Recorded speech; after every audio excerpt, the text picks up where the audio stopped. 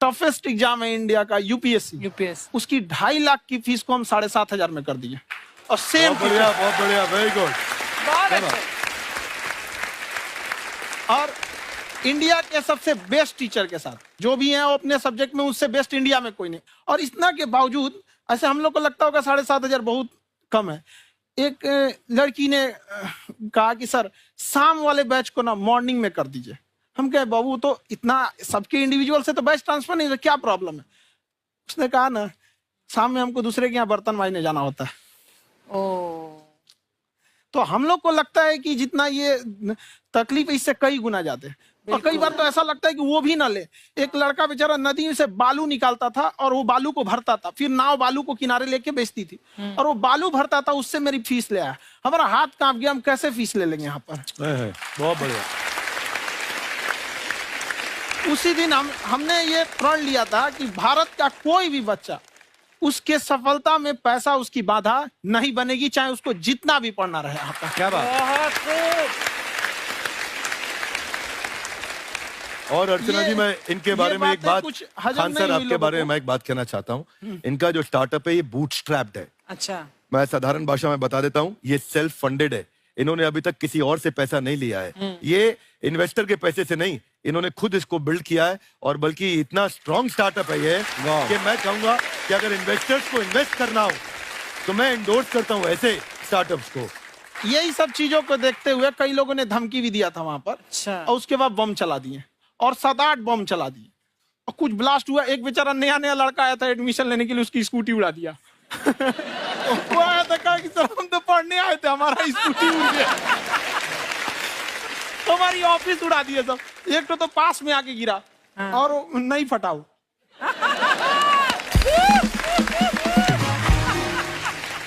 बाद में बहुत सारे लोग धमकियां दिए, लेकिन कहते हैं ना सूरज कितना भी तेज चमक ले समंदर नहीं सुखा सकता। वाह वाह वाह, क्या बात है।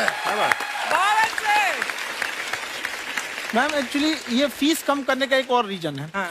2.5 लाख 3 लाख की जो फीस में सब लोग पढ़ाई अफोर्ड नहीं कर पाते। इसलिए वो कुछ ही लोग अफोर्ड कर पाते, तो उनका मेंटल लेवल तो बहुत ऊपर चला जाता है। लेकिन एक पूरे देश का मेंटल लेवल थोड़ा सा स्टेबल नहीं हो पाता। तो जब फीस कम रहेगी तो हर वो लड़का तैयारी करने के लिए आगे आएगा जिसका सपना है देश के लिए कुछ करने का। सीटें लिमिटेड हैं, उन्हें को मिलेगी, लेकिन जिन्हें नहीं मिलेगी उसे मिलेगा देश का एक जिम्मेदार नागरिक। तो इस देश को बदलना। क्या बात है। हम लोग विश्व गुरु कहे जाते थे, क्यों? क्योंकि दुनिया से लोग हमारे यहाँ पढ़ने आए थे। चाइना से ह्वेनसांग आया, फायान आया, आज कोई नहीं आता है। हम लोग का उद्देश्य एक समय आएगा जो फिर आएंगे यहाँ पढ़ने के लिए। क्या बात है। पर आप देखो अर्चना जी, सबसे ज्यादा आईपीएस आईएएस बिहार से निकलते हैं। आप देखो पढ़ाई लिखाई में पॉलिटिशियन बहुत बड़े बड़े निकले हैं। तो ऐसा नहीं है, हर जगह ऑप्शन भी नहीं है वहाँ पे, इंडस्ट्री नहीं है, खेती करेगा तो कोई खास वो नहीं रहे, ऑप्शन भी नहीं है। सही बात है। बिहार की मिट्टी में एक चीज है, जिद तो बहुत जबरदस्त है। कुछ भी नहीं रहेगा तो सब कुछ पाने का उसको जिद रहेगा, करके भी दिखा देगा। वहाँ पे कर देंगे हम यहाँ पे। विवेक सर, आपके बारे में हमने सुना एक बार आप संन्यास लेने चले गए थे। कौन वापस लेके आया आपको? फिर कहाँ तक पहुंच गए थे आप? नहीं, मैं एमबीए की पढ़ाई के बाद मैं ये सोचा था कि अपना जीवन भगवान की सेवा में समर्पित कर दूं। अच्छा जी। बहुत साल मैं वृंदावन में रहा था और गुरुकुल में रहा था। अच्छा। और वहाँ सेवा करना, बहुत अच्छी शिक्षा मिली। मैं बोलता हूँ मेरी असली एमबीए वही थी, मोस्ट ब्यूटीफुल एसोसिएशन। वाह। और मैं वहाँ भगवत गीता पढ़ी, जहाँ मुझे गीता से लगाव हुआ। तो मेरे गुरुजी का आदेश था कि आप भगवत गीता को बिजनेस मैनेजमेंट के साथ जोड़ के देश दुनिया में बताओ। मेरे को लगा बड़ा मुश्किल काम है। मैंने बाद में देखा कि डॉक्टर स्टीफन कॉवी, जिनकी किताब है 7 habits of highly effective people, आप सबने पढ़ी होगी, उन्होंने बोला मैंने 7 हैबिट भगवत गीता से लिए। और हमारे देश के लोग ऐसे हैं जो मेरी किताब पढ़ते हैं, जो कि 3.5 मिलियन कॉपीज बिक चुकी हैं, और भारत में भगवत गीता नहीं पढ़ते। तो मुझे लगा कि मैं गीता विद मैनेजमेंट के ऊपर आकर के बातचीत करूं। मुझे लगा बहुत कठिन होगा, पर मेरे गुरुजी का आदेश था कि कठिनाई आपको तभी तक दिखेगी जब कठिनाई को देखोगे। तो एक छोटा उन्होंने मुझे बताया, पूछा कि इस कमरे में लाल रंग कितनी जगह है, देखो आप भी एक बार जरा देख के बताओ। कुछ 7-8 जगह लाल रंग दिख रहा है यहाँ पे आपको? 1 ये 2, वो लाल रंग टी शर्ट पे 3 4 5, ये लाल हो गया 6, उधर लाल हो गया 7, एप्पल लाल, बिल्कुल ठीक 7। पर जब आप लाल रंग ढूंढ रहे थे तो क्या आपको हरा रंग दिख रहा था? Yes no? नहीं। जब आप लाल रंग ढूंढ रहे थे तो क्या आपको काला रंग दिख रहा था? Yes no? नहीं। नो। जिंदगी भी ऐसी है, जो ढूंढोगे वही मिलेगा, बाकी कुछ नहीं मिलेगा। तो उन्होंने कहा कि आप इसी सोल्यूशन पे फोकस करो और गीता के मैसेज को पहुंचाओ। तो मैं बिजनेस मैनेजमेंट के प्रोग्राम्स कॉर्पोरेट्स में करने शुरू किए, क्योंकि गीता पहला मोटिवेशनल सेमिनार जो पृथ्वी के इतिहास में कपिल जी हुआ, वो कृष्ण ने दिया था। पहले मोटिवेशनल स्पीकर इस पृथ्वी के इतिहास के कृष्ण थे, जिन्होंने अर्जुन को रणभूमि में मोटिवेट किया था। बड़ी पेशेंस कृष्ण ने अपने लीडरशिप क्वालिटी से दिखाई, वो मुझसे मुझे बड़ा इंस्पायर किया, वो चर्चा ने इंस्पायर किया और डिस्कशन ने इंस्पायर किया। तो उस डिस्कशन को मैं आज भी लेके चलता हूं अपने साथ। कहां सर, हमने सुना है आप 5 स्टार में रुके थे कल और नीचे जाके वड़ा पाव खाने गए आप रेहड़ी पे।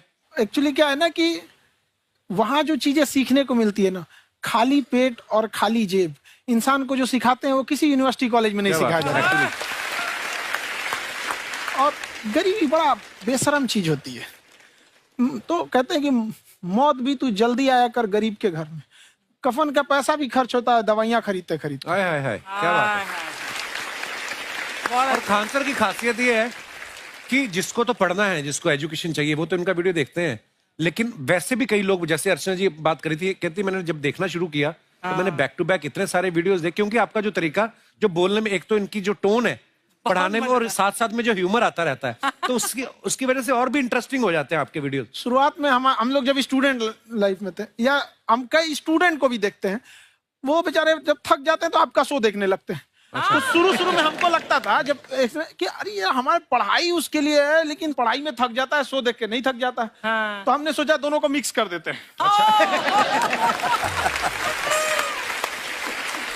तो हमने उसको, और आज आपको पता नहीं हमने भी यही किया है। मिक्स करने। हमारे एजुकेशन सिस्टम में 2 कमी है। हाँ। एक एजुकेशन की, दूसरा सिस्टम की। आप पटना से है ना? हाँ। हमें भी पटना पसंद है। हाँ। बस कोई पटाने वाला चाहिए। नहीं, मजाक नहीं कर रहे हैं। आपका जो चैनल है, हम दिन में 10 बार आपके चैनल को सब्सक्राइब करते हैं। अरे हाँ, और बेल आइकन तो हम इतना जोर से दबाते हैं कि बाकी यूट्यूब वाले बाहर निकल के देखते हैं कि ये कौन है जिसने इनका चैनल इतना जोर से दबा दिया बेल आइकन। बुढ़िया, तो शर्म नहीं आती? आते ही फ्लर्ट शुरू कर दिया ना तूने। तो जाते हुए करते हैं क्या? विवेक जी नमस्ते। आपसे काम था छोटा सा, कर देंगे आप? ये क्यों करेंगे? नहीं, गुरुजी हमेशा अपने वीडियो में कहते हैं कि विवेक से काम लो, विवेक से काम लो। विवेक मतलब दिमाग से काम लो आप। हाँ, तो विवेक जी अपने दिमाग से ही काम लेंगे। बहुत दिमाग है उनके पास। ये देखिए, जो आदमी, आपको मैं बताइए, जो आदमी बिना फिल्म किए कपिल शर्मा शो में आ गया, कितना दिमाग होगा उसके पास। लेकिन एक बात है जिसकी वजह से हम आप तीनों से नाराज हैं। क्यों? क्या बात? हर चीज में मोटिवेट मोटिवेट मोटिवेट क्या होता है? सच कह रहा है, जब भी ये शब्द सुनते हैं हमें लगता है कोई हमें चिढ़ा रहा है। बदल दीजिए ना, खाली मोटिवेट बोलना ही क्यों जरूरी है? कुछ और कीजिए। रोटी वेट, छोटी वेट, पतली वेट, कुछ भी बोलिए, मोटिवेट हटाइए। तो गुड़िया, तू भी एक्सरसाइज किया कर ना, देख डॉक्टर साहब ने कितना वजन कम किया है, तू भी कर ले। ठीक है, फिर मोटिवेट से ही चला लेंगे। लेकिन मोटिवेशन कोई बुरा बात नहीं है। हमारे दादाजी भी वैसे बहुत मोटिवेट करते थे। हाँ, एक बार तो तालाब में डूब रहे थे हमारे दादाजी। हाँ। हमारे पास रस्सी भी था, ट्यूब भी था, फिर भी हम अपने दादाजी को बचा नहीं पाए। क्यों? क्योंकि हमने उनकी ओर तिनका फेंका ना, वही कहते थे डूबते को तिनका का सहारा काफी। नहीं लगा सहारा, दादाजी बुड़बुड़ बुड़बुड़ बुड़बुड़। गुड़िया, तू क्या करने आई इधर? अरे हाँ, हम क्या करने आए हैं, एक पूछना था सर, खान सर। ये जो हमारा एक चाचा का लड़का है, उसको क्या है, थोड़ा पढ़ाई में प्रॉब्लम हो रहा है। तो 12वीं का पढ़ाई आप उसको अच्छी तरह करवा के 12वीं पास करवा देंगे आप? करवा देंगे, वेरी गुड, बात कर लेते हैं। हाँ, राम सरोवर, देखो हमारा बात हो गया है। ये 10वीं जो तुमसे नहीं दिया जा रहा है वो नहीं देना है।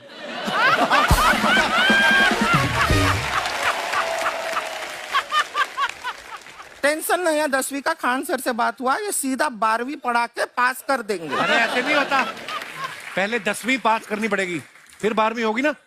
ऐसा कोई जरूरी नहीं है ये सीक्वेंस। हमारे मौसा जी थे, उनसे ना 10वीं हुई ना 12वीं हुई, अभी 3 दिन पहले सीधा उनकी 13वीं हुई। एक्चुअली क्या है, पढ़ाई लिखाई का हमको बहुत ज्यादा नॉलेज है नहीं। गांव में पढ़े हैं ना सर, स्कूल कहाँ होते थे अर्चना जी, गांव में स्कूल नहीं था, पेड़ के नीचे पढ़ते थे हम। यहाँ तक कि हमारे पास ब्लैक बोर्ड भी नहीं था। हमारे मोहल्ले की जो भैंसिया थी उसको खड़ा करके टीचर उसके ऊपर लिख के पढ़ाती थी। मजाक नहीं कर रहे हैं। और आप तो समझ रहे हैं, अभी ब्लैक बोर्ड की एक अटैच डस्टर था बैक बोर्ड का, समझ रहे हैं ऐसा, वो पीछे से आता था, लिखा हुआ मिटाता था और चला जाता था। ये तो कुछ भी नहीं है। एक बार क्या हुआ, हमारा स्कूल शुरू हुआ, शुरू होते ही 2 महीने के लिए छुट्टियां हो गई। क्यों? ब्लैक बोर्ड ने बछड़ा दिया था ना। तो वैसे आप लोग ना इतने ज्ञानी हैं, सब कुछ जानते हैं। आपसे एक टेक्निकल सवाल पूछे।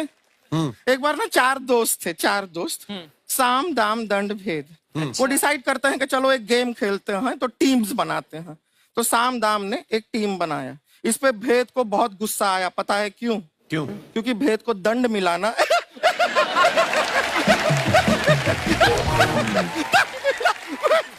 ये सिर्फ हंसती नहीं है सर, थोड़ा सा पेट्रोल पिला दो स्टार्ट भी हो जाती है।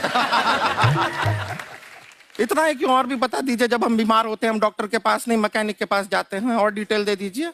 ऐसा कुछ नहीं है सर, ये बोलते हैं खाली। लेकिन अभी एक रिक्वेस्ट था सर, हमारा एक भाई है, पुरुषोत्तम नाम है उसका, वो गांव से आया हुआ है। आप लोग थोड़ा उससे सब बातचीत करेंगे, थोड़ा उसको प्रोत्साहन देंगे। और शर्मा जी, आपसे भी एक रिक्वेस्ट था, आपसे हमने कभी कुछ मांगा नहीं है।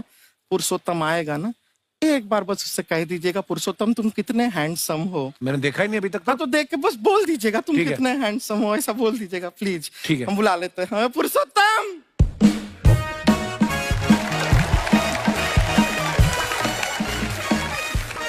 ये पुरुषोत्तम है। वाह, तेरा भाई बड़ा हैंडसम है। है तो हमारे खानदान में सब हैंडसम है, ज्यादा चापलूसी करने का जरूरत नहीं है। देखा हमारा यहाँ पे कितना चलता है। एक नंबर दीदी, एक नंबर। सब लोग हैं, नमस्ते कर दो। ये बड़ा अच्छा लड़का है, गांव में ना भैंस चराता है, इसको थोड़ा मोटिवेट कीजिए ना। नहीं तो मतलब भैंस चराता है तो मोटिवेट करके क्या होगा, शेर चराएगा बाद में। अरे शेर चराएगा तो शेर इसको चर नहीं जाएगा।